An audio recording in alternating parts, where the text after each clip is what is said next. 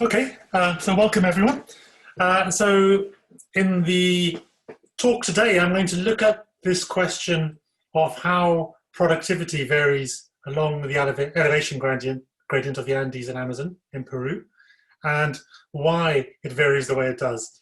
And this reflects one of the original questions that certainly some of us had when we started working in Peru around 2005. And the first grant that I had, along with Patrick, was to look at this question of variation in ecosystem productivity and carbon dynamics along this elevation gradient. And it's taken us 15 years to sort of come to some conclusions, and which inevitably opens up further questions that we haven't quite answered yet. So I'll get into some of those as well. And this is a huge amount of work. Lots of people, many of who are in this audience, and others as well. That have been involved in this work. So just to kick off, it's interesting to reflect on why we focus on a tropical elevation gradient. Why is this such a big focus of our science? And I'm sure many of you who work in the Andes have your own reasons and questions around why you work along an elevation gradient. But here are some of ours. Partially, it's intrinsically interesting. It's fascinating to understand the ecology of the montane forest and the submontane forest and how they function. They are useful as monitoring regions for global change, such as climate change. Because there's a strong gradient, you don't have to travel very far to see quite large changes spatially. So it makes it a feasible way of working rather than long latitudinal transects, for example. And they can act as vertical laboratories. One particular one is trying to understand how temperature controls forest function, and that's one of the things that we're addressing in this talk here. And also as potential migration routes away from the warming lowlands or from warming in general. And so these elevation gradients can be a useful tool for investigating global change and climate change. And transect studies have a number of advantages. They encompass variation in both physiology, in forest structure and nutrient cycling, plant, a faunal microbial community turnover, in a way that experiments often don't, because you're changing the system in situ for a few years, say, or a decade. There isn't often much ecological turnover in the system. What you're getting are often ecophysiological responses, at least in the plant community. Maybe some in there's some turnover in the microbial and the animal communities. But with a transient, you get the long-term response. That also has a disadvantage, of course, because you're not getting those transients. You're getting the long-term equilibrium response to environment. In the tropics, the temperature varies with elevation, but the seasonality does not vary. And that makes them have a distinct advantage over, say, latitudinal transects, where you may have a variation in temperature, say, with latitude, but the length of the dormant season, the winter, varies so much. And that is often quite a strong confounding factor that really makes it hard to separate direct temperature effects, say, from dormant season and seasonality effects. In a transect, you tend to have the same broader regional species pool. So environment allowing any species anywhere on that transect could potentially be found anywhere else in the transect if environmental conditions allow. And so there's less biogeographical contingency than in large-scale transects, such as latitudinal transects. And in the wet tropics, such as the one we're studying, there's little variation in moisture status along with up elevation. There is some in the bottom and the top, but relatively most of the sites are pretty wet most of the time. And so the moisture restriction constraints are weaker as well.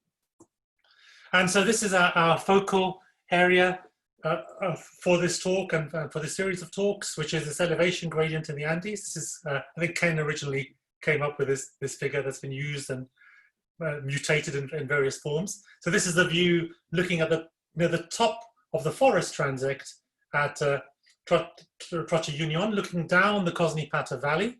And most of our plots there are along this ridge where the Trocha Union trail goes down to around 1,500 meters at San Pedro. And then we have some further sites in the lowlands, in Tono in the valley along, and at Tambopata in the Peruvian lowlands. And for some of this work, I actually use some data from some of our other sites in lowland Peru, in Iquitos, in the north of the Peruvian Amazon, but just to have them as additional lowland rainforest points. And so we've used this for all these purposes, but here in particular, I'm thinking of this as a vertical laboratory, trying to understand how this variation in environmental conditions, particularly temperature, affects the functioning of tropical forest ecosystems. And before I get into the details of that, it's useful to reflect on why is productivity interesting to a broader audience. In terms of productivity and photosynthesis is the fundamental driver of the amount of energy flowing through an ecosystem. So understanding that fundamental constraint is interesting in itself. And how does temperature or water or other factors determine the productivity of an ecosystem? But then more widely, if you're interested in other taxa or fauna, understanding the productivity tells you how much energy is available for the herbivores or the detritivores or the higher trophic levels beyond that. So if you were trying to understand the energy flow, the abundances of any taxa and population, we need to understand how much energy is entering the biological system in the form of productivity. And moreover, we need to understand why that particular amount of energy is entering there and how that might change under conditions of local or global change. So one thing that's apparent from almost any elevational transit is that broadly forest biomass tends to decrease with elevation. There's a lot of variance about that. You can get quite high biomass stands in the mountains and low biomass stands in the lowlands, but broadly that is a generally found trend. A smaller subset of studies show that woody growth rates in particular tend to decrease with elevation, not so much as biomass. And there's a large amount of literature going back to the 60s and 70s arguing that productivity declines with elevation along a tropical elevation gradient, but often very indirectly. So it's either a measure of just woody growth rates, sometimes of litter fall, sometimes even of biomass, and productivity is inferred from biomass. And I'll get on to why that's problematic in a little while. So, so often assessments of productivity rely in particular on classic forestry techniques, usually. So measuring the diameter of a tree and the growth rate of a tree, and of the trees in a plot, and that gives you the biomass. The growth rates give you the woody biomass accumulation rate. And often a lot of our inferences in tropical vegetation ecology around productivity are based around tree censuses. And they've yielded huge amounts of powerful insights, but it's also important to recognize that they are limited, that of the productivity, of the energy flowing through an ecosystem, only a small fraction actually ends up as woody biomass or as woody biomass increments. So if you're trying to understand the productivity of an ecosystem as a whole, we need to think beyond the woody parts of trees. We need to think about the leafy vegetation, the leaves, and also below ground about fine roots and other components. And just to frame some of this thinking, in a lot of our ecosystem science, we tend to focus at two ends of the spectrum of a forest function. Either we focus on primary productivity, and whether it's our ecosystem models or our satellites looking at greenness and then inferring something about productivity from that, or our eddy covariance, our flux towers measuring the rate of CO2 exchange. The variable that we're focusing on is the gross primary productivity of an ecosystem, the total photosynthesis in an ecosystem. On the other hand, other types of our studies, like forest inventories, tend to focus on standing biomass, predominantly woody biomass, or the rate of creation of that biomass. And so at one level, we have things like vegetation models and flux towers and optical remote sensing. And at the other end, we have forest dynamics models, forest inventories, biomass, say radar-based remote sensing. And often there's an assumption of some sort of linear or pseudo-linear correlation between the two. So if there is more photosynthesis, that must mean there is more biomass. Or if we're seeing an increase of biomass over time, that suggests the stimulation of productivity over time. And so at the crudest level, there's an assumption of this linkage between these two ends. Now, we could get a little bit more refined and recognize that actually the woody growth is not quite the same as standing biomass, particularly in an old growth system, in a mature system. The biomass is determined partially by how much biomass is being created as woody productivity, but it's also determined by how much biomass is leaving in the form of mortality. So both mortality and woody productivity end up shaping the standing biomass. And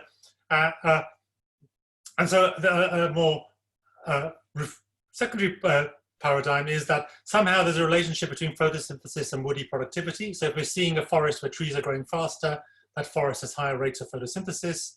Or if we're seeing woody growth rates increasing over time, that suggests that photosynthesis is increasing over time.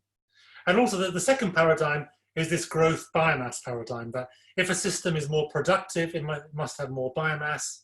If we see more biomass in a system, it must be more productive.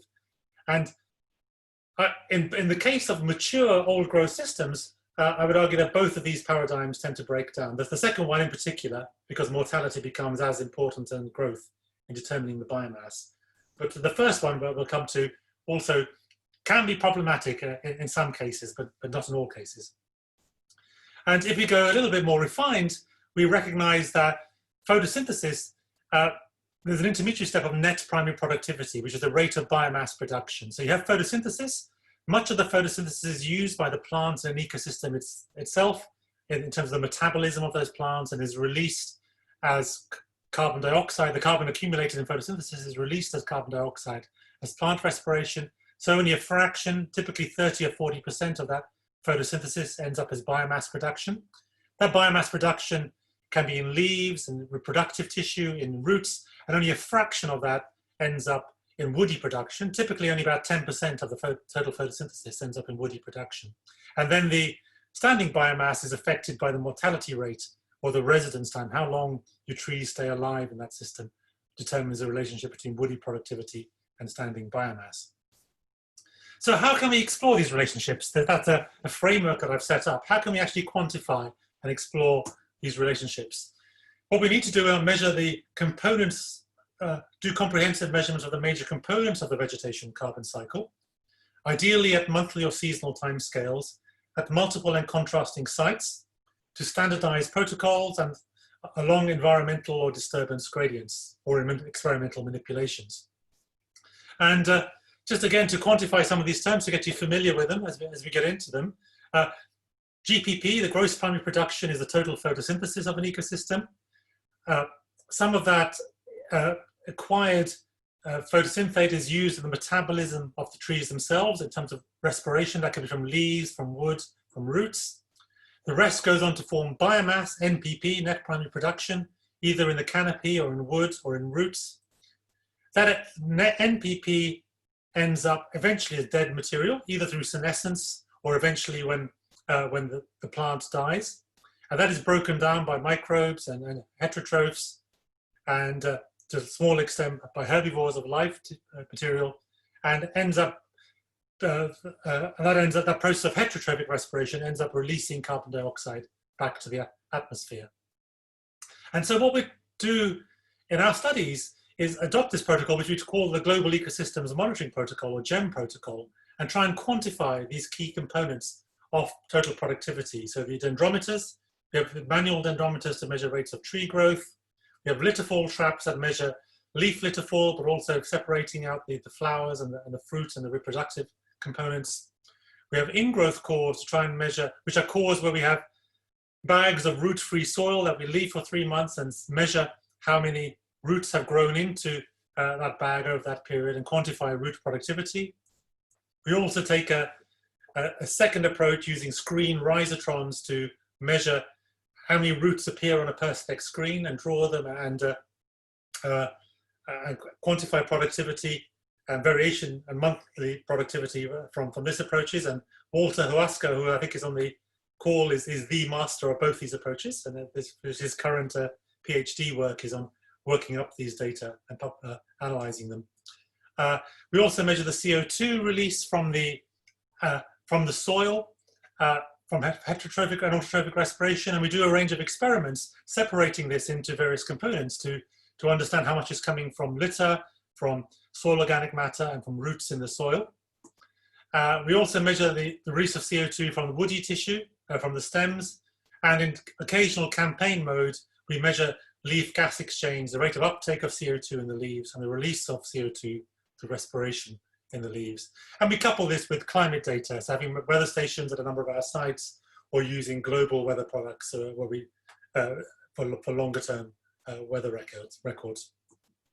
And so this is the broad protocol. And apart from a couple of sites where we started doing this work in the lowland Amazon, in Cachoeira in Brazil and in Tambopata in Peru, really this entire protocol was developed along the Andean transect. And when we started doing this work around 2007, that was the first major environmental gradient where this technique had been applied, where we tried to quantify these components along a major environmental gradient.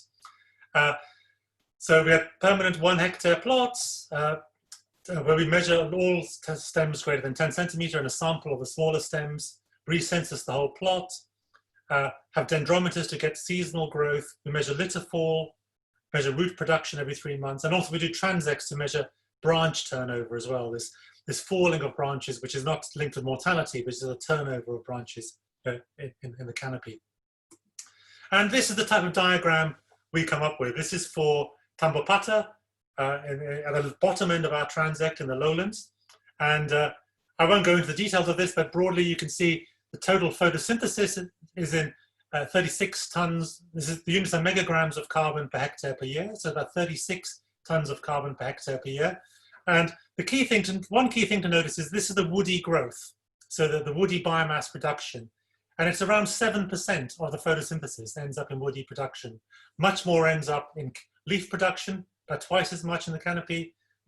Almost twice as much also ends up in fine root production. So in terms of the carbon cycle, the woody component of a forest is a very trivial component of the cycling. Well, not very trivial, it's a relatively trivial component of that cycling. But of course, in terms of carbon stocks, it's important because it's a long-term reservoir, whereas fine roots and leaves turn over on the timescale of around 1 year. The woody biomass can persist for decades or centuries or even millennia in some extreme cases. So it is important, even though it's a slow accumulation component, it's a long residence time component. So that's one example for one site in Peru. This is another example for 2 sites near the top of our transect at Esperanza and Waikecha.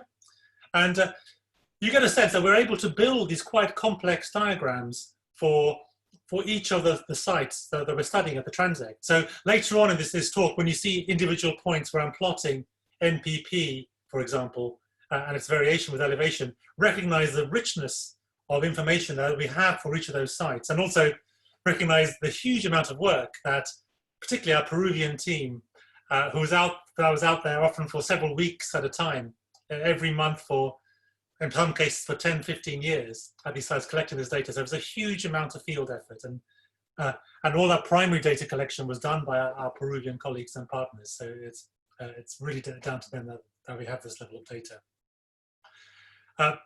So we've got this at a range of sites. Since this early work in Brazil and the lowlands and in Peru with the Andean transect, we've perhaps in the last 10 years replicated this approach at a number of sites across the tropics, and in some cases outside the tropics, and also have encouraged other collaborators to take on this protocol. So now there are sites across Africa and Southeast Asia that are using similar approaches. So we have a nice global data set with similar approaches. But and as we said, a lot of this started with our thinking and work in Peru. So this is one example of where the initial work there has really cascaded into much to give insights globally. And another feature I shall mention while I'm here is that it isn't just insights that have gone globally. As we've been setting up these sites in places like Belize or Chile or Gabon or Borneo, we've often sent our Peruvian team over as the most experienced team that knew the guys and girls who knew how to get this done and do this work. And so a number of them have been to countries far from the Andes, such as the Congo, Gabon, Borneo, or Belize, all down to our Cusco A team, as we've tended to call our experienced team, initially based out of Cusco. So returning to this transect, just to give you a few shots of the degree of variation, there's a huge amount of variation. So at the top, I think this is the Trocha Union 4 plot at about 3,000 meters elevation, cloud forest with a lot of tree ferns, but also many angiosperms. And at the bottom, this is their Tambopata, lowland Amazonian rainforest at around 26 degrees temperature. So a huge variation in environmental conditions and ecosystem structure, and huge turnover in species as well between the various systems. So when we approach the study, we could go in with so we expect that tropical montane forests grow more slowly and have less biomass. So we can have a number of hypotheses around why this happens. And these have been around in the literature for decades. Low temperatures may slow down photosynthetic metabolism. Low temperatures may slow down nutrient cycling and availability. That may constrain photosynthesis. Waterlogging restricts nutrient supply. Plant shift allocation to the roots. So there isn't a decline in productivity. It's simply an allocation shift where more carbon is going to roots and there's less left for the wood. Or it could be something to do with the cloud forest. Cloud immersion lowers light supply, or cloud immersion causes leaf wetness, which lowers rates of photosynthesis. So we could explore a range of these hypotheses. And we had a paper a few years ago that summarized our data on productivity and how it varied with elevation. And firstly, before we get into the productivity data, just a reminder of some of the environmental gradients that we have along here. And there are many others, versions of this. This is the one that focuses on the plots where we have productivity. So temperature shows a fairly steady linear decline with elevation. That's no surprise. Precipitation is a bit more varied. There's hints of a peak at mid elevations. And this is actually slightly partial data based on our plots, and a wider range of data suggests that this peak is a lot stronger at mid elevations than is indicated in this site. Soil moisture is quite variable. It depends as much on local slope and soil conditions as it does on rainfall conditions. It can be a bit lower and variable in the lowlands, but you can have quite low soil moisture on some slope sites in mid elevation. So there's no consistent pattern in soil moisture. And in terms of solar radiation, we tend to see higher values right in the lowlands. It tends to be lower anywhere from mid to high elevations because of being either immediately below the clouds or in the clouds. And then once we get up above tree line, there's some evidence that solar radiation levels start going up again to the same values, similar values to what we have in the lowlands. So looking at that precipitation data from other sources, there is fairly strong evidence that we do have this strong mid-elevation peak in precipitation, extraordinarily high levels of precipitation. And this seems to be linked to the phenomenon of lowland more moisture coming across the Amazon, bending south of along the Andes, and where it hits this kink where the Manu transect is, which has a slight east-west perpendicular direction to this current. And at the same time, that warm moist air hits cold air descending down the Andes along the valley, forming this almost permanent front at around 1,000 to 1,500 meters elevation, which causes this extraordinary high levels of rainfall in a very localized hotspot. And this is a little photo from our first reconnaissance trip to the Andes, which was in 2003. And this is a photo that Miles took of Patrick and myself collecting leaf samples from San Pedro, which is on our first reconnaissance follow, just thinking about what the potential was for working at this transect. And it's a great photo, Miles. It looks almost like some sort of literally a watercolor painting there. But this is the photo that launched 17 years of work out there. So what do we find in terms of results? Overall, so what I've plotted here are a few factors from our 2017 paper. So this is gross primary productivity, photosynthesis, measured at the whole ecosystem level using the approach that I've described. The middle one is net primary productivity, which shows the total sum of canopy and wood and root production. We have more sites where we have that because we don't need to do all the respiration measurements that are more problematic. So we have a richer data set of net primary productivity. And then the right is the carbon use efficiency, which is the ratio of NPP to GPP. So what fraction of photosynthesis ends up in biomass production? And so what we see, if we look at photosynthesis, is this decline of photosynthesis with increasing elevation to the right there. Sorry, the scale's missing there, which is roughly what we expect. When we look at our richer NPP data set, there's a little bit more nuanced. Our simple model does suggest that what we're seeing is no change in the lowlands, then an abrupt change at around 1,500 meters elevation, and then no change in the highlands. However, at some points, like this point at San Pedro, are probably strongly influential there, and it wouldn't take much for that to be also a linear model, a simple linear model that declines with elevation. So there's a little bit of a hint there that maybe there's something interesting happening at cloud base, but I wouldn't say it's conclusive as saying that there is the linear decline with elevation there. And one hypothesis that we could have at this very initial level is that the proportion of photosynthesis that ends up in plant metabolism increases with warmer temperatures. And a lot of our global models actually have this relatively simple assumption that as plants get warmer, they respire away more of their photosynthating carbon and less goes into biomass production. And what we see here is actually no evidence of that. The carbon use efficiency is the same in the lowlands as in the uplands. So the proportion that is respired away is not a function of temperature. It's simply some sort of response to how much photosynthate is available. That proportion seems relatively invariant with temperature, at least. So that was, you could say, is finding number one about in terms of what insights we get into biosphere models. So another way of looking at what's changing with elevation is this approach. So what I've done here is compare average values of particular components from two cloud forest plots, so Waikato and Esperanza, with several lowland plots from Tambopata and from near Iquitos. And so when I show NPP stem, this is the woody growth rate. What I'm saying here is that the woody growth rate in those cloud forest sites is 50% of the woody growth rate of the lowland Amazonian site. And I do that for photosynthesis, for carbon use efficiency, and for the fraction of productivity that goes into stems. And the reason I do that is this equality. And this is just a simple mathematical equality. There's no fancy maths there, saying that the woody growth rate of a forest is a function of its photosynthesis times the fraction of that photosynthesis that goes into biomass production times the fraction of that biomass production that goes into woody growth. So these two cancel out, the GPPs cancel out. So it's simply a mathematical identity.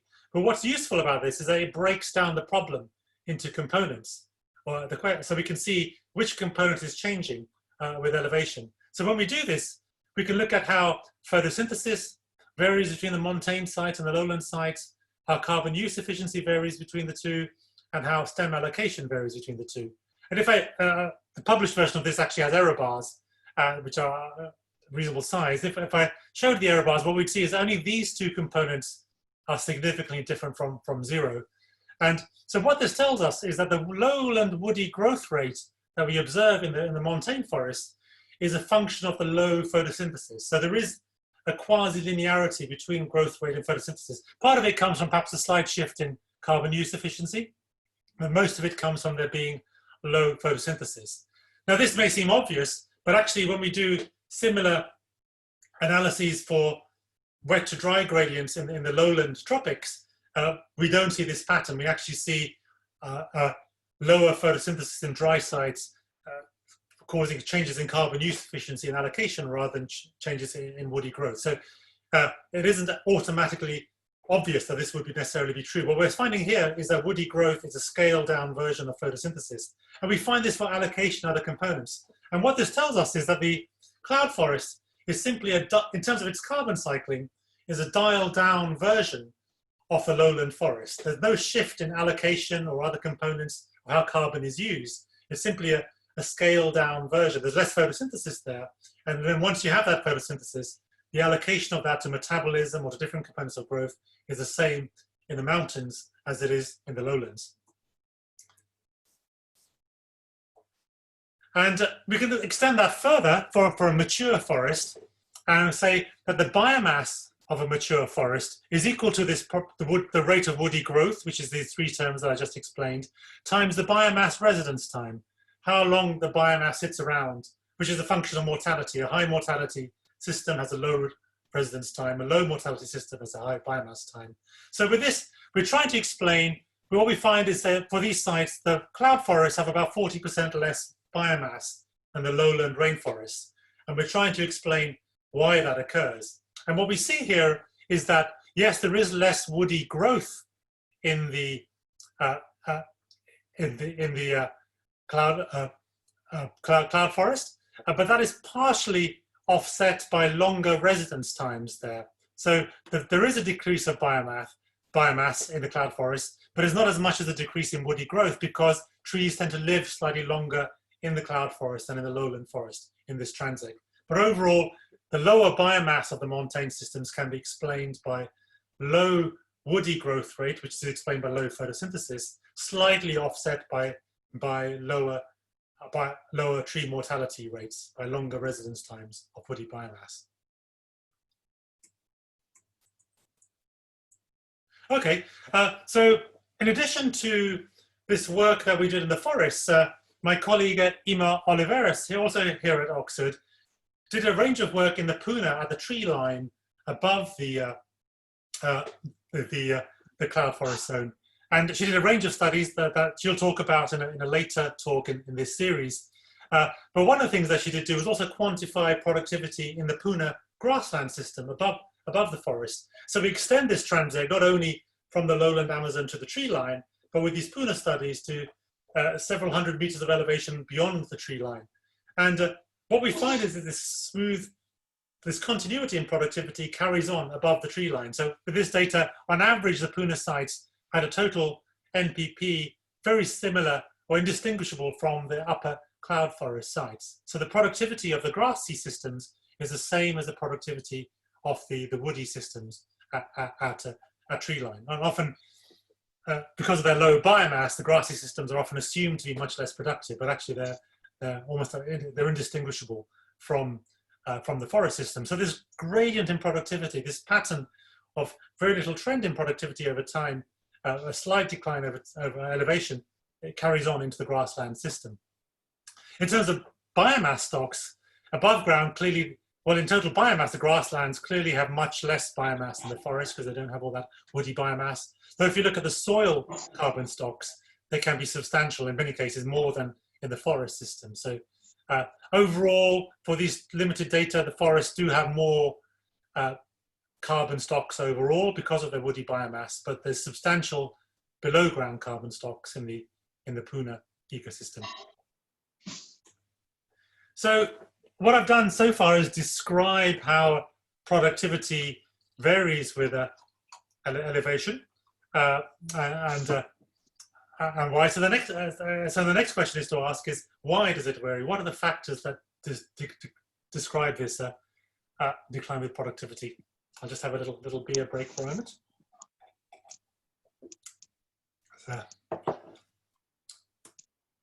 Okay, so one way to think about this is also to break it down into direct effects and indirect effects. So there are a number of ways that the environment can directly control productivity. So an obvious one is if temperature somehow controls ecosystem metabolism. So if you measure the metabolism of a leaf at any one time, say the rate of photosynthesis or the rate of respiration, and vary the temperature of that leaf in a chamber, you'd get some sort of temperature response function. So the physiology of that leaf at any one time is quite strongly controlled by temperature. And if that control extends over longer time scales, like years or more, then there could be direct controls of temperature on productivity, or there could be radiation or soil moisture availability. Conversely, once you're looking at gradients, environmental gradients, the controls may be indirect. They may be in the way that environment affects the species composition of the system and therefore the functional traits in that ecosystem, or the way that environment affects the stand structure, how much light penetrates, how much light is captured by the stand. And those both end up also affecting GPP and NPP, so you can have this indirect control on ecosystem productivity. So what we want to do a little bit is try and unpack which of these are important, whether environment or biotic controls are important, and whether they work in the same direction, or do we find, say, biotic responses counteracting environmental drivers along this gradient. We know that forest structure also varies along this gradient. This is work led by Greg Asner and his team using the airborne observation system, LiDAR, and you can see that these are canopy heights in the lowland sites where we typically have a lot of biomass at around 20-30 meters and relatively low biomass in the understory. These are other lowland sites. Once you get the sub-montane sites, such as San Pedro at around 1500 meters, you see a more complex structure with a reasonably close canopy at around 20 meters height, but also substantial dense understory. And once you get into the upper montane sites, the upper Trocha Union or near Waikecha, you see it's a much more open upper canopy and much more biomass is in the lower parts of the forest. So there are very significant changes in forest structure as you go along the environmental gradient. So to address this, we needed to collect and understand how plant traits and plant ecophysiology varies along this gradient. And this is work that we first got going along the gradient in 2001 in this project Jacare that was funded by the Gordon and Betty Moore Foundation, which collected plant traits and ecophysiology at a number of sites along this elevation gradient. I should mention before this, Patrick and some of his students had done some work at Waikecha and collecting some sort of ecophysiological work. So we had some initial data, but this is the first attempt to collect this data along the elevation gradient. So we had photosynthesis measurements and leaf morphological traits and leaf chemical traits.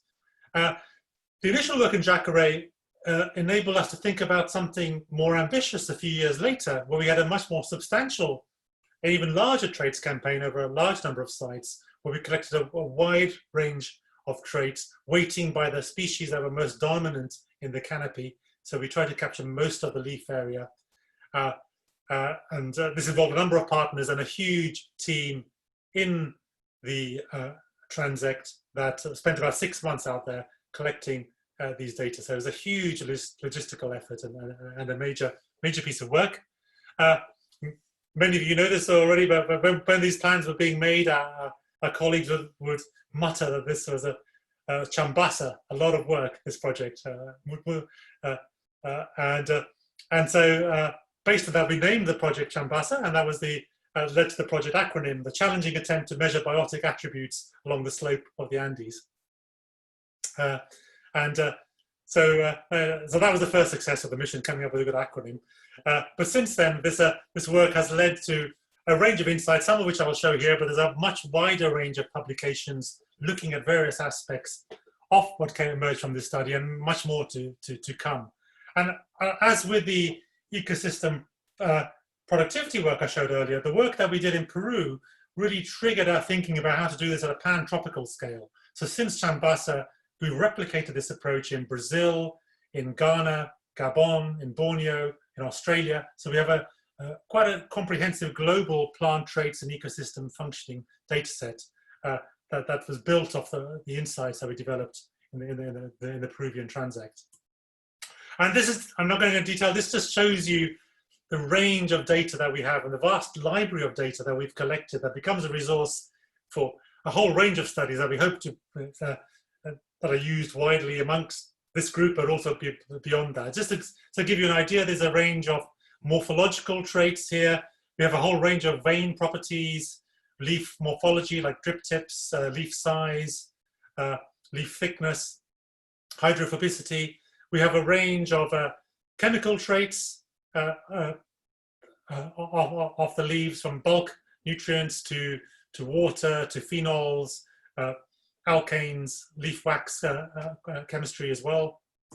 We have a range of ecophysiological traits linked to photosynthetic capacity, to rubisco content, to electron transportability. So a lot of the deep physiology of photosynthesis, we have a rich data set here. So overall, this gives us a very powerful tool to explore many of these questions, a tool that is not available, to my knowledge, anywhere else in the world in terms of a tropical elevation gradient with such a rich library of data.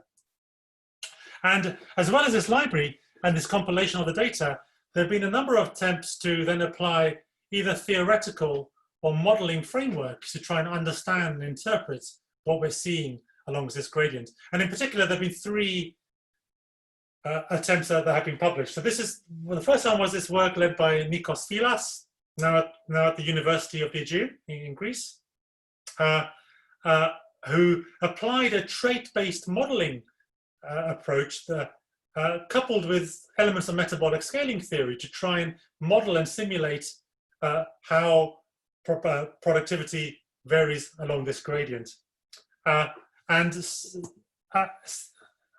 the same time, or about a year later, some work led by Brian Enquist at the University of Arizona applied a somewhat similar approach, but a more analytical approach rather than a model simulation-based approach, a more of an analytical model based on metabolic scaling theory and with traits-based theory within there to try and understand how productivity was varying along this elevation gradient. And then this year there was another paper by a group of Colin Prentice at Imperial College London that applies another sort of fundamental theory-based approach based around optimal photosynthesis and an optimal theory of how plants photosynthesize. This is quite a heavily, deeply ecophysiological theory that I won't go into much detail, and there are aspects of it that I confess that I still struggle to get my head around. But this is another approach to trying to understand this optimal acclimation and optimal adaptation to environment through photosynthesis along this elevation gradient. So they're all three approaches. So I'll refer to all three of them and highlight where they tend to converge on what they're saying about this transect and where there seem to be some points still of disagreement and discussion that we need to work our way through to understand what's going on. So one of our findings that I mentioned already is GPP and NPP decline with elevation, but that there might or may not be an abrupt transition at cloud base. If we think there is a transition, that gives us a fundamental insight, because then what we're saying is that there's no temperature control in the lowlands or in the uplands, but there is some sort of transition at this ecotone essentially between the lowland and the uptone system that's linked to cloud immersion. So that suggests that maybe light or some other aspect of cloud immersion is a fundamental controlling factor. So maybe light is constraining photosynthesis in the mountains. So we can get further insight if we measure the rates of photosynthesis under high light conditions. It is called ASAT of leaves. We see no evidence of a significant trend of that with elevation under ambient temperature conditions. The rate of photosynthesis of a leaf in the mountains is very similar to the rate of photosynthesis of a leaf in the lowlands. So this already goes against some of our expectations. We thought that the cloud forest would have much lower photosynthetic rates than the lowland forest. We also, if we try and estimate what fraction of light is captured by the canopy, we can use that from estimating leaf area index, which is the total amount of leaf area per unit area of ground. We don't measure this directly, we try and infer this indirectly from hemispherical photos taken from the ground. And these suggest perhaps some decline of leaf area index with elevation, but not a very strong one. And also, these are all quite high values. So even the forest at 3,000 meters is most of it, this suggests that most of the light is being captured with a leaf area index of 4. So potentially it's saying that canopy leaf amount isn't something that's driving this decline with elevation. But there's some uncertainty about this, because this recent study by Peng et al. Uses remotely sensed data estimating the fraction of light that's absorbed by the canopy, essentially a measure of the greenness and darkness of the canopy. And these remotely sensed data do suggest that there is quite a strong decline with elevation, which is not what we're seeing in our plot-based studies. And that may be that our hemispherical approach at plot-based has a number of issues. You're not directly measuring leaf area itself. It's also essentially a remote sensing approach from below. So maybe it's underestimating this decline that is occurring with elevation. But it does still remain a bit of an open question how canopy leaf area declines with elevation. And maybe some of the LiDAR-based approaches and laser-based approaches can actually give us more insights to this that we should think about applying to this question. So turning to Nikos Filas's paper, well, one of the things that emerges from all these studies is that we don't need and we don't want the sensitivity to temperature that we expect and it's currently in most ecosystem models. So if you took a look at the way, very crudely, the broad history of this is if you do measure rates of photosynthesis on a leaf and look at its variation over environmental conditions, you get a response function that relates photosynthesis to temperature or respiration to temperature. And at the crudest level, you could apply that response function more broadly to an ecosystem model and say, this is how we expect photosynthesis to vary with temperature. And this is what is applied still to many ecosystem models. And if we do that in the context of our elevation gradient, this dashed line is what we would expect. So if we had that temperature sensitivity to photosynthesis, we'd expect much lower productivity in the high mountains than we actually find. There's almost twice as much productivity than we predict. And if we switch off this temperature sensitivity in our model, we get this gray line, which quite closely matches what we observe in the field. So this suggests that the system isn't sensitive to temperature. The temperature, if you incorporate temperature sensitivity as we would expect, we'd have too much of a gradient, and we don't observe that gradient in the data. So temperature is not controlling the decline of productivity with elevation. So that's also quite a profound insight that we didn't have, and 20 or 30 years of speculation of how elevation controls productivity is refuted by this insight. So we know that temperature doesn't decline, doesn't cause a decline. What Nikos Filas's study suggests is that this decline is predominantly caused by solar radiation. That is cloudier in the cloud in the upper regions, and that decline in light availability is what drives this decline. And he finds overall that we get quite a good match, including this slight upturn, or at least flattening out, and potentially a slight upturn in productivity once you get to near the tree line. So that's from this particular model-based approach. It suggests that light may be a controlling factor that determines why the upper sites are less productive than the lower sites. So why is it that temperature doesn't affect productivity? We know at the level of an individual leaf it does. Why is it not occurring across the elevation gradient? And I won't go on to all these figures, but this recent study from Peng et al.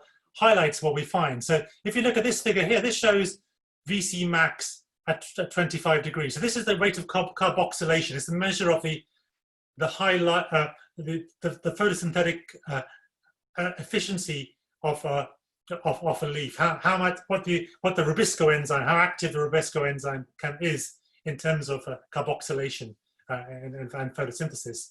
And it's controlled for temperature at 25 degrees. So it's an absolute measure of its capacity rather than what's actually occurring at ambient temperature. And if we look at that capacity, we see that it increases as you go up the mountain. So there's more photosynthetic capacity per unit area of leaf in the mountains than at a controlled temperature than there is in the lowlands. And if we unpack that a bit further, this is the leaf nitrogen content per unit leaf area. And much of that leaf nitrogen is used in the rubisco enzyme. So the idea is that this is somehow correlated to that. And what I should say is the gray is the observations, and the red are this fundamental theoretical model predictions that are the basis of this paper. So the model in this case slightly underestimates the magnitude of nitrogen, but gets the slope more or less right. And so what this suggests is per unit area, there's more nitrogen and hence more rubisco in the mountains than in the lowlands. But the leaves in the mountains are thicker. So this bottom right figure is the leaf mass per area, how much mass there is per unit area of leaf.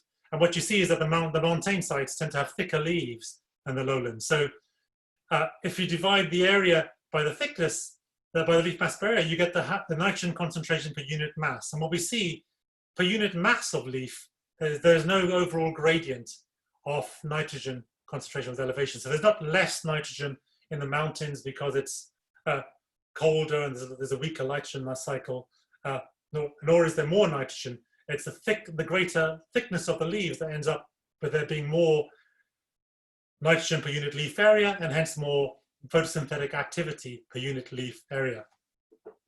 And we see other interesting gradients there, but I'll just focus on those. So somehow the leaves are packing more photosynthetic ability in the mountains than there are in the lowlands. So what this tells us is that the plants in the ecosystem are acclimating to these colder temperatures. Because the situation is colder, they're shifting their metabolism and their optimal photosynthesis and their photosynthetic ability to be optimal for those lower temperatures rather than to be optimal for the higher temperatures of the lowlands.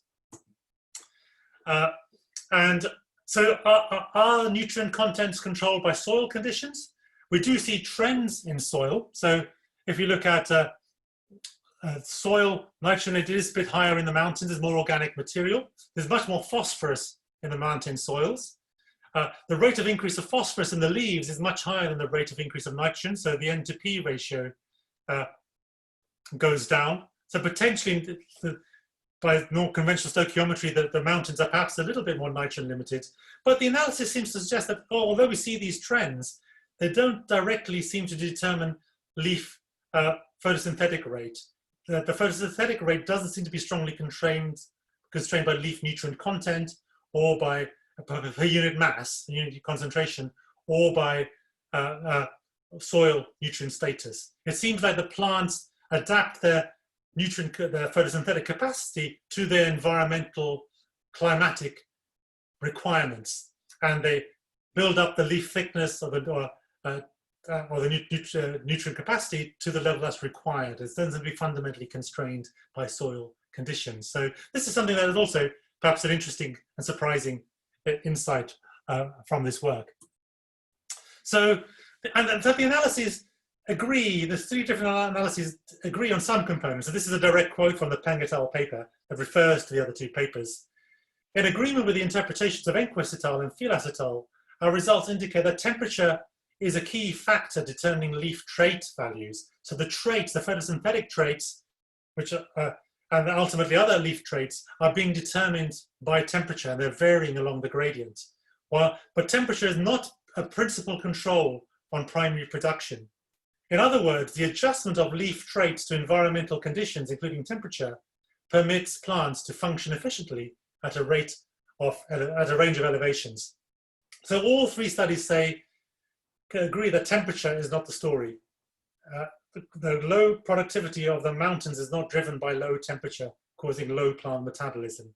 So what is driving this decline of productivity with elevation? And here, I think there's still points of discussion to be had. Each of the papers ventures a slightly different interpretation. Some of them overlap in terms of potential explanation. I won't go into them all here. And I think this is something that we need to still get our head around. I think separately, and maybe in the forum of a chapter that may emerge for this book that we're thinking about, we need to sort of wrestle with these different interpretations and see what is occurring. The Peng analysis suggests there's something to do with this reduction in this total leaf area as inferred from the remote sensing observations, is the amount of light being absorbed by the canopy.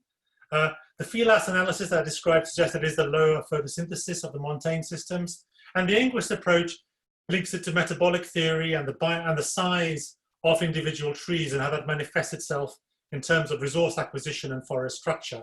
So they all have slightly different interpretation. There is trait turnover compensating for temperature in all of these interpretations. But so beyond eliminating temperature, I think there's still an interesting point of discussion that we need to puzzle through. So the final thing I wanted to turn to is then we know shift in plant traits is determining this adaptation to local environment as we go up the transect. So the next question we have is that how is this manifest in terms of species composition and diversity?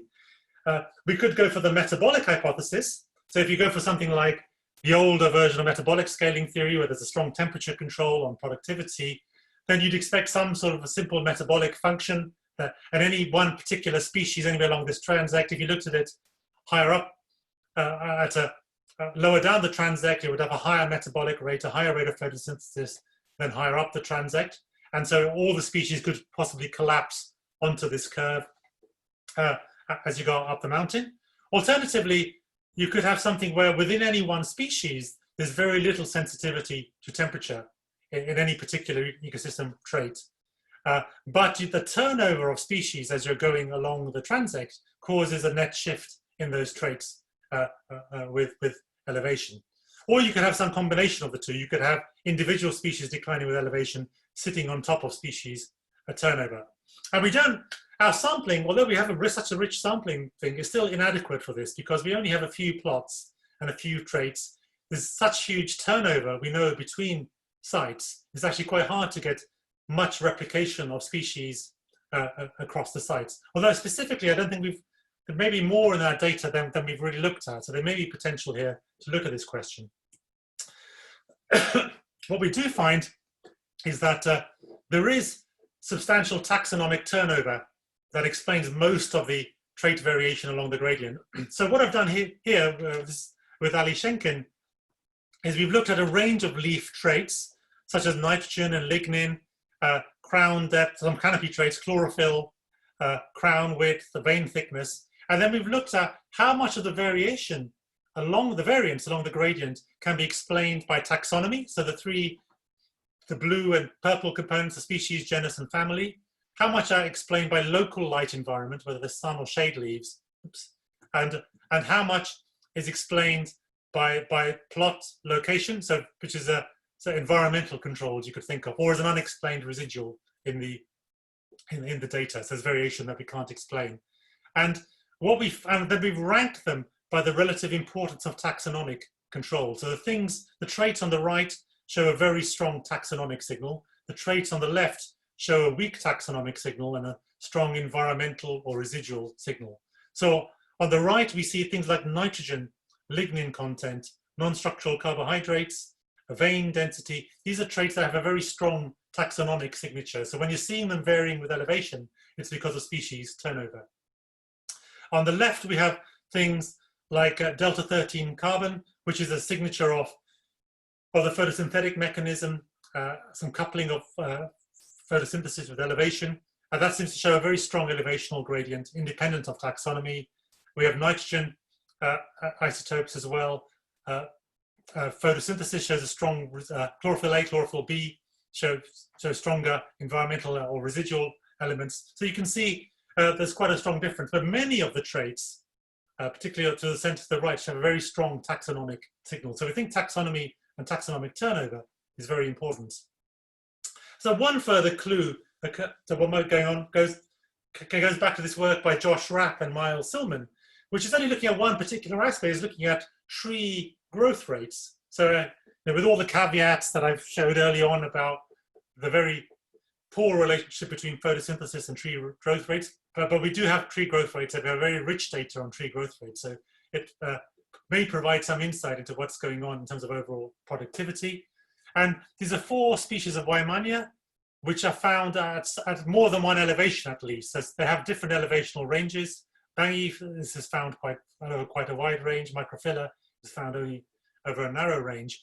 And what Josh and Miles did is look for whether there was evidence that growth rates declined or increased with elevation. So if we went for the metabolic hypothesis, we'd expect that the higher elevation sites would have slower growth rates because of slower productivity within the species. So that within the species, you'd have this metabolic response to environment. And what they found was that some evidence may be in Lechleriana, but in the other cases, no evidence of a trend, or possibly even a reverse trend, with Bangi perhaps showing higher growth rates at higher elevations than at lower elevations. So what this suggests is this may be the pattern. You may have this split at cloud base, or it may be more of a linear decline, but individual species may be having either no response or very individualistic species-based responses to the environmental gradient in terms of productivity. And that's because it isn't just about metabolism, it's about biotic competition and many other factors that may be shaping their individual responses to elevation. And it's the turnover of those species, whether with this abrupt change at cloud base or with a more linear decline, It's the turnover of those species that drives the overall shift in traits, and therefore the compensatory shift in productivity, that means that temperature doesn't matter in determining ecosystem productivity with elevation. So to conclude, ecosystem productivity declines with elevation in this transect. The decline in productivity is not driven by temperature. Ecosystems acclimate to local conditions. Leaf photosynthetic capacity is higher at high elevations, and there seems to be more nitrogen packed in per unit leaf area, but not necessarily per unit leaf mass. There is still some discussion as to whether decline is caused by increased cloudiness, by reduced canopy leaf areas, or by other factors. The acclimation to elevation is mainly caused by large turnover of species rather than trait plasticity within species. And environmental gradients, therefore, are telling us something about long-term community adaptation to environment. But it does, this taxonomic turnover does indicate that it's the turnover of the community that drives the long-term equilibrium environmental response to an environmental gradient. The short-term responses to environmental change over time may be more driven by physiology because the demographic lags can be much slower, requiring recruitment, growth, species migration potentially. And so therefore, there is this decoupling between what short-term responses can tell us about the environment and what the long-term equilibrium responses are. And when we're thinking about climate change on a decadal or a half century or longer timescale, probably the way ecosystems are heading is between these 2 points. The 5 or 10 year experiment gives us one extreme where the demographic shift is very little. And so we're seeing largely the inherent in situ physiological response of any one species. The gradient study is telling us what the long-term equilibrium would be. And the transient that we expect to see on a multi-decadal timescale is probably somewhere between those two responses. So I'll end there. Thank you.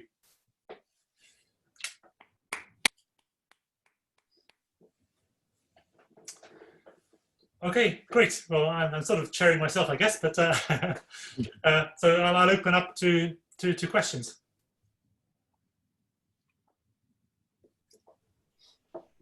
Yadvinder, how much do you think the rate of nutrient cycling changes along the gradient? And is that a factor here? So the rate of nutrient cycling almost certainly changes quite a lot. So we have some insight from this. Norma Salinas did a leaf litter translocation experiment along the entire gradient where she moved litter up and down. Michael Zimmerman with Patrick Meir did a soil translocation experiment, and they both came up with very similar results. And I struggle to remember the exact sensitivity. I think it was over 15 degrees gradient, it was around a 5-fold increase in the rate of decomposition. So the lowlands turn material over 5 times more quickly than the highlands. So there is a huge response in the heterotrophic sensitivity to ecosystem processes. Why I think this might not matter for the plants is that I think they simply accumulate the nutrients they need to do what they need to do. So if you think about a leaf, let's say the rate of nutrient intake to that leaf may be much slower in the mountains because of this lower nutrient availability in the soil system. But those leaves are often much more long-lived, 3 or 4 years in lifetime compared to 1 year in the lowlands. So more nutrients can accumulate over time. A similar process may be going on at the root level as well, that there may be less nutrients available, but the nutrient reserves in the root system and in the living biomass can accumulate over time and provide, say, for example, the nitrogen levels that are needed for the levels of photosynthesis that are required. So I guess what we're getting to here is saying that photosynthesis is not limited by nitrogen supply in the environment. That simply optimizes to be what is required for the environmental conditions. Along those lines, Yadvinder, have you looked at molybdenum availability and whether that is playing any role in nitrogen cycling and the differences? I can imagine, just geologically speaking, there's a lot more molybdenum availability at the high elevations, and it might be kind of limited at the lower elevations. Okay, That's a great question. It's a very Josh question, and I confess that I have not even begun to think about molybdenum availability along this transect. I think we have that we do have at leaf level, and we probably have in our soil data. So it wouldn't take much to actually calculate molybdenum demand for each plot, because we've got the productivity, we've got the leaf molybdenum content at least, and the soil content. So we could, that's something that could potentially be looked into. But in terms of whether these micronutrients have a significant constraint on productivity, it's an open question, I think. Yadvinder, this is John. Those of us who are interested in bird communities on the elevational transect have been wondering about the precipitous decline in insectivorous species and densities of birds that feed primarily on insects. And so I'm a bit surprised by some of your results showing such high leaf nitrogen contents in the upper elevation, and the insensitivity of net primary productivity to temperature. But insects seem to be reacting in a very different way, with a much more precipitous response to change in elevation than you seem to be finding with plants. So there's something else there that we need to understand better. Yeah. So, I mean, do we know whether insects are resource limited, or is it something to do with the environment, the cloud forest conditions, the humidity conditions, for example, and or pathogen conditions, or even just the cold microclimate? The cold is a possibility. Ants, for example, drop out about 2,000 meters. There are hardly any ants above 2,000 meters. Yeah. And whole groups of insects drop out. And but if plants can adapt to cold temperatures without any problem, and obviously fish do in the Arctic, so what's the matter with the insects? It's interesting. There's still something there to understand. We had some study with our students looking at termite abundances, and certainly termites seem to drop out around cloud base as well. They decline in the submontane regions and then drop out. And I wonder, in the case of termites, it may well just be soil conditions. These organic waterlogged soils, peaty soils of the mountains are simply just not nice environments to be a termite in. So there may be environmental controls. I suppose I'm fairly convinced about what we're finding about productivity and nutrient supply. So I think what these data are telling us is it may not be resource supply that explains these taxonomic drop-offs at higher elevation. It may be environmental controls or other factors coming in rather than the amount of nutritious material that there is. I mean, there is I should caveat that by saying, once we're going into the mountains, we're getting into thicker leaved, long-lived. Right. The leaf traits do shift, so there's probably more cost to herbivory in the mountains, even if the nutrients are still there, than in the lowlands, because those nutrients are in more robust, less palatable material than they would be in the lowlands. But in terms of the total amount of material there is plenty of nutrient there, but it perhaps it's less palatable and better defended.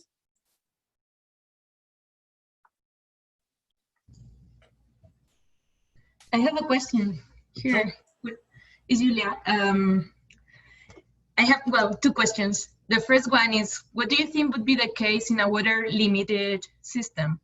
Because here, water is not a problem. So, but every mountain is different. So imagine that you have another type of gradient where the water is limited at some point.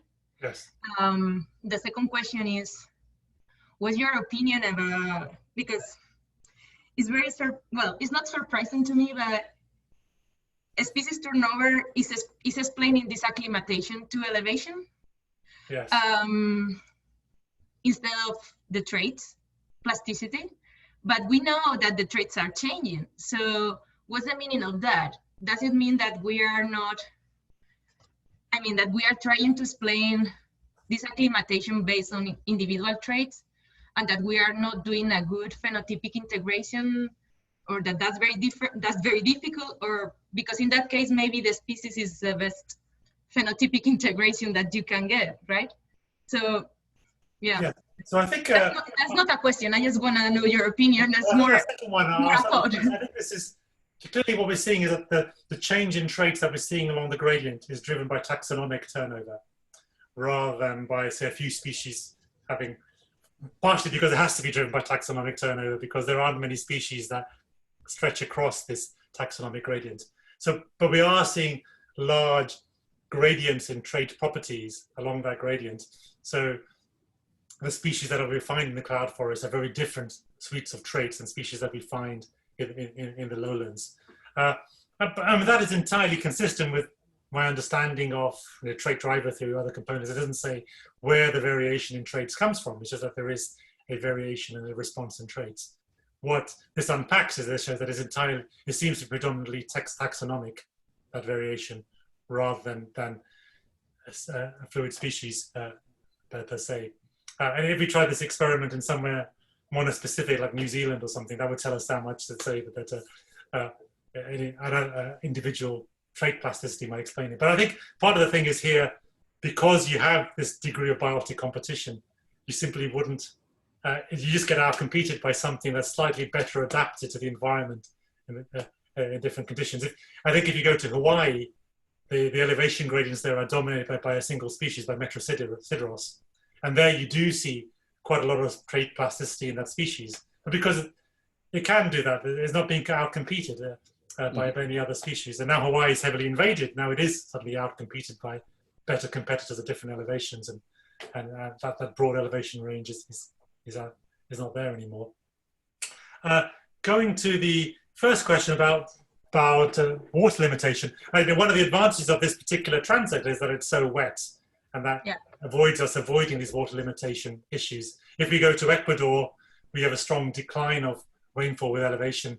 You might find these drought effects start becoming more manifest at the higher elevations. I'm not sure it would, because obviously it's colder, so there's less evapotranspiration and things, so it may not be as droughty as we think it is just from the rainfall alone. When we have looked at wet-dry gradients in the Amazon and in West Africa, we do find the drought, the water supply has a very strong direct physiological effect on productivity. And there's a direct mechanism there of there's more stomata being closed, or even deciduousness when it gets too dry. So temperature and water are very different. Temperature, it seems like an ecosystem can optimize its photosynthesis to cope with the temperature gradient until you get to a critical threshold like frost. And then that's a fundamental barrier that determines the limit of the tropics to some extent. But with water supply, it seems like that's a more fundamental environmental constraint, and that you can't simply acclimate your photosynthesis out of water supply. Your photosynthesis does just reduce if you're in drier conditions. Thank you. Could I ask one more question? Sure. Yeah, something I used to teach in my course was data that I couldn't tell you where it came from now, but it was the counterintuitive result that wood production in boreal forests is really not very different from that in tropical forests, and that the difference was explained by the fact that leaf lifetimes are relatively short in the tropical forest and very long in the boreal forest, where needle leaf trees can hold on to their needles for 5, 6, 7 years, very long periods. And so much of the net photosynthesis in tropical forests goes into producing leaves that are relatively short-lived, whereas in the boreal forest, the leaf turnover is very slow, and so more of it goes into wood production. And so how much of that trend could be explaining results on the transect? So in terms of that boreal tropical question, I think I can't remember the numbers overall. It's quite possible. There are data now. I think I had a paper about 20 years ago where we compared a boreal site to a tropical site. Yeah. And so there could be shifts in allocation that explain it. Here, one of the surprising insights that we have here is that we've measured that allocation at each one of our plots, and we see no shift in allocation along the gradient. So we see pretty much the same amount of photosynthate going into woody production at any elevation, or the same fraction going into leaf production. There's side-to-side variation, but there's no overall trend with elevation in those. But And is there a trend in leaf lifetime? There's uh, I would expect there to we be some. do see a trend in leaf lifetime. So the at the high elevations, the mean leaf lifetime is 3 or 4 years, whereas at Tambopata it's about 6 to 9 months. Yeah. So there is a big change in that. But in terms of the amount of carbon being allocated to leaves as a fraction of photosynthesis, that the allocation is constant. There is less going in the mountains because there is overall less photosynthesis. But the fraction of photosynthesis going there is the same in the mountains as it is in the lowlands. And this is not what we find in other gradients. In our wet-dry gradients, as I mentioned, we do see shifts in allocation along the gradient in the Amazon or in West Africa. And one of the hypotheses we had with this elevation gradient is that there'd be more investment in fine roots in the mountains. So you see these thick root mats in the cloud forest. And maybe they're investing more in roots to acquire nutrients because it's such a nutrient poor situation. But we see in terms of productivity, there's no shift in allocation to roots in the mountains. There is a thick root mat because roots live there for many years, whereas in the lowlands they only last 6 or 9 months. But it's a root lifetime that's shaping that root mat. It's not root productivity. Thank you. Very good.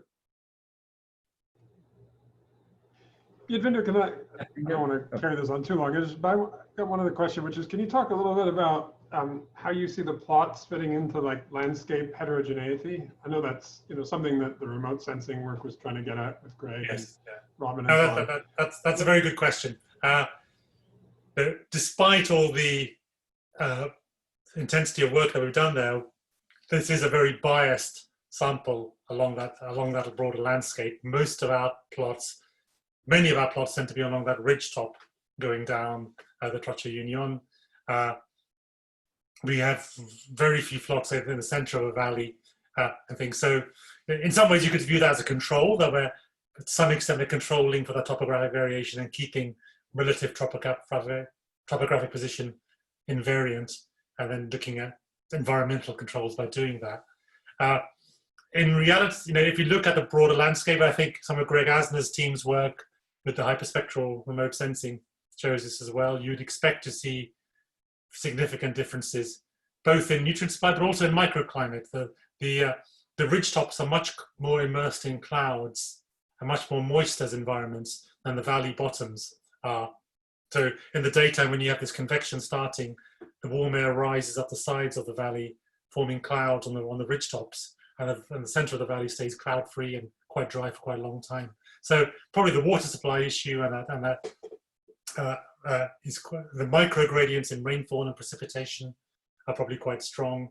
Clearly, the local edaphic conditions are quite different in a valley bottom compared to a ridge top.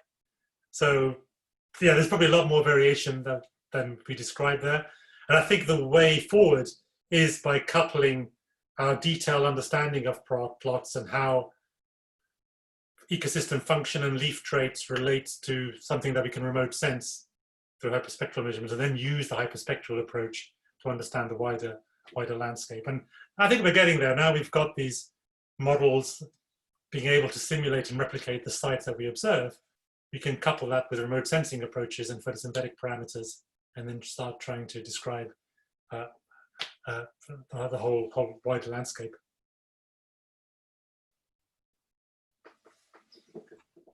Yadvinder. Hi, William. Hey, how are you? So at the end, over time, does APP increasing or decreasing in the transect? Over time? Yes. Or you mean over elevation? Over time. We haven't specifically looked at that. I thought that'd be something you'd have an answer to, William, with all your census work. I don't think I certainly haven't analysed how above ground woody production is changing over time in this transect. I know Alvaro, who's on this call, has perhaps looked at some of these questions at other gradients in the Andes as well. So I don't know whether we have any picture on that. So we know in the lowlands there's a lot of evidence of productivity increasing over time through the rainfall network. But I don't think we've actually got an answer for that in the mountains. I don't know. Whether you have any views. What I found is like, you're right. So in the lowlands, it's increasing over time, but in the Andes, it's decreasing. I mean, there's still positive, the net change, but over time it has this tendency of decreasing. Okay. Mainly because of high mortality rates around the cloud base. But it was just for biomass. I was wondering for all the components of NPP. Yes. Oh, in terms of NPP, I think, yeah, it's quite hard to pull down and get long-term trends. We could perhaps with some of our sites, where we had about 10 years of data, we might be able to pull out a trend. But given the error bars and variation, I wouldn't be sure we would be able to pick out a significant trend on that timescale.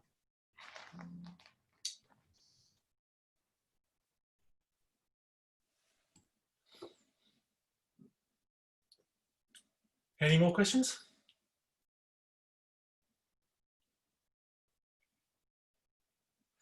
Okay, so I think, it was useful to try and do this. So when I volunteered to do this 2 weeks ago, I thought this is a chance to try and pull together, particularly these different interpretations of why. I think there's some very clear insights that we've already got, that temperature isn't important because of trait acclimation and shifting in traits that are leading to plant acclimation. Exactly why there is a decrease when temperature isn't important, I think there's still a few different interpretations, and I thought I'd have time to sort of puzzle through the different papers and work out what I thought. But I realised that I think it needs perhaps people gathering around, a few of us working on this, and actually with the authors of those papers, and trying to brainstorm some of these ideas and see whether we can come up with a consensus overall. But it's useful, and it's also just fascinating to see this entire journey of all of these data coming from their initial inceptions all the way through to models and theory being applied to those data, and ultimately quite fundamental insights that are relevant at the scale of global change and understanding how temperature and environment controls ecosystems at a global scale. So I think it's a nice little example, like many others here, of how the Andes transect is giving us much wider scale insights than just about the Andes themselves.